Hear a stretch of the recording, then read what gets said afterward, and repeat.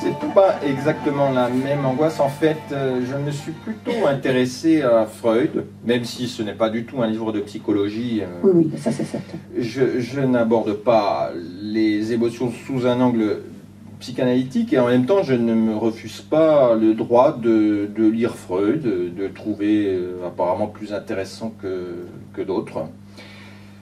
Et j'ai été frappé par la manière dont il définit l'angoisse comme un conflit intérieur.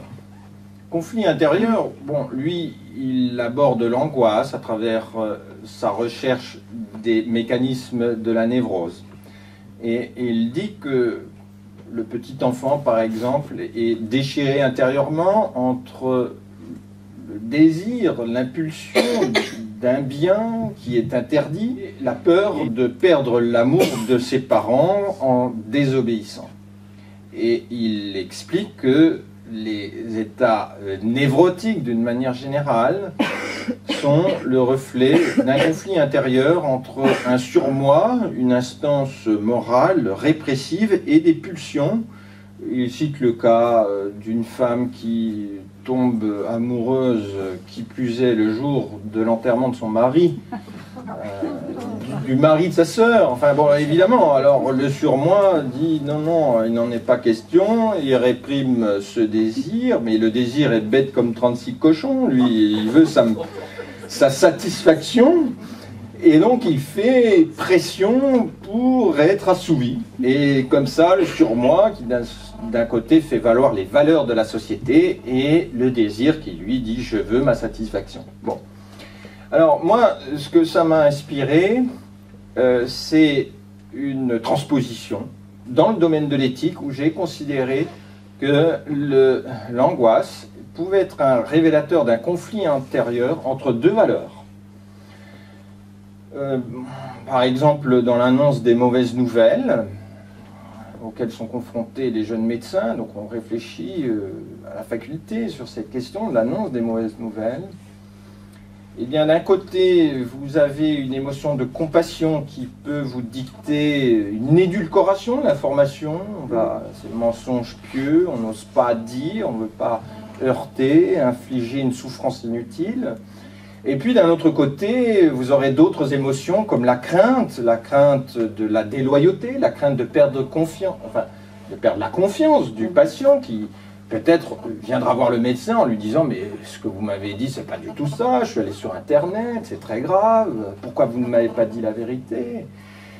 Le respect aussi qu'on peut éprouver, une émotion à laquelle aussi je consacre une dizaine de pages, parce que le respect, c'est une expérience très forte où on fait intérieurement la rencontre avec la grandeur de l'être humain, qu'on lit sur son visage, une droiture dans son visage qui nous dicte en retour une rectitude, une loyauté à son égard.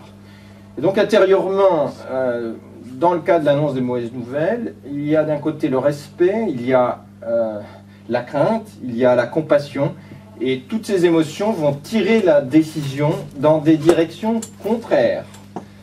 Et cet état d'oscillation intérieure, ce déchirement intérieur va susciter une angoisse. L'angoisse va être porteuse d'un message qu'il faut pouvoir entendre. Dire là, tiens, j'éprouve une angoisse, il y a quelque chose qui se passe, il y a un problème. Il y a un problème difficile auquel je n'ai pas de solution dans l'immédiat. Et donc l'angoisse, on va la laisser nous gagner, elle va nous miner, et elle ne nous lâchera pas tant que nous n'aurons pas trouvé la solution au problème. C'est-à-dire que tous les jours, on va être travaillé par cette angoisse et on va dire « Tiens, j'ai trouvé la solution », mais l'angoisse, c'est mieux que nous, où nous en sommes. Et elle se rappelle à nos bons souvenirs en disant « Non, non, non, tu n'as pas trouvé la solution. » Parce que nous expérimentons des scénarios. Un premier scénario qui ne nous satisfait pas, on en essaye un deuxième, et donc l'imagination est au travail, elle doit repartir en campagne pour trouver d'autres solutions. Je dis même à un moment donné que l'angoisse nous dit « Tu n'as que deux solutions, choisis la troisième. » C'est pour ça que c'est intéressant. Hein. Vraiment. Moi, j'ai pris vraiment plaisir à lire votre livre parce que c'est vrai que ça laisse perplexe, parce que le problème, on pourrait le poser dans le sens inverse en se disant, est-ce qu'on doit dire toute la vérité? Est-ce que toutes les vérités sont bonnes en même temps? Est-ce qu'on peut aussi mentir par omission? C'est-à-dire, je dis une partie, mais j'occulte celle qui est peut-être la plus dérangeante ou celle qui sera la plus délicate à annoncer. Voilà, moi je travaille en ce moment avec le professeur Henri Joyeux, qui est le cancérologue, hein, que tout le monde connaît, et on en parlait, et justement on parlait de cette question là. Je lui disais, mais alors comment vous faites pour dire, pour annoncer, même les diagnostics? Il me dit, je ne parle au patient que dans la mesure où il va m'amener aussi dans ses questionnements à aller plus loin. S'il ne veut pas aller plus loin immédiatement, je m'arrête moi-même et j'attends qu'il ait intégré l'information pour pouvoir revenir sur la question. Ce qui est bien aussi. Après, il y a le cas, il y a aussi des tempéraments différents. Oui, il y en a pour qui le Panari, c'est déjà le début d'une infection généralisée avec mort à l'appui. Et il y en a pour qui la maladie grave, mais oui, mais c'est vrai. Messieurs, quand vous avez un rhume, vous êtes pas toujours à la limite de la mort, non? Oui, voilà, les dames sont d'accord. Non, je plaisante. Non, mais c'est vrai qu'il y a des petites maladies pour les hypochondriaques ou toutes ces choses-là, où ils ne sont pas encore contaminés par un virus quelconque, qui s'imaginent déjà qu'ils ont tout. C'est comme le jaloux absolu qui est déjà cocu avant l'heure, quoi. Il souffre d'une tromperie qui n'existe pas, il l'a créée dans l'esprit. Non mais c'est affreux ce que je dis, mais c'est une réalité. Oui, mais il y a des émotions, je parlais à l'instant de la psychanalyse, il y a des émotions qui sont pathologiques. Donc moi je m'intéresse ici aux angoisses qui ne sont pas des bouffées d'angoisse, c'est-à-dire des paroxysmes d'anxiété qui peuvent traduire des problématiques intimes, existentielles, renvoyées au passé. Et donc ça, je laisse à la psychopathologie, à la psychanalyse, à la psychiatrie aussi, la prise en charge de ces angoisses qui existent en dehors des angoisses éthiques dont je viens de parler. Il y a des angoisses pathologiques, mais toute angoisse n'est pas pathologique. Il y a aussi des angoisses qui sont, comme je le disais,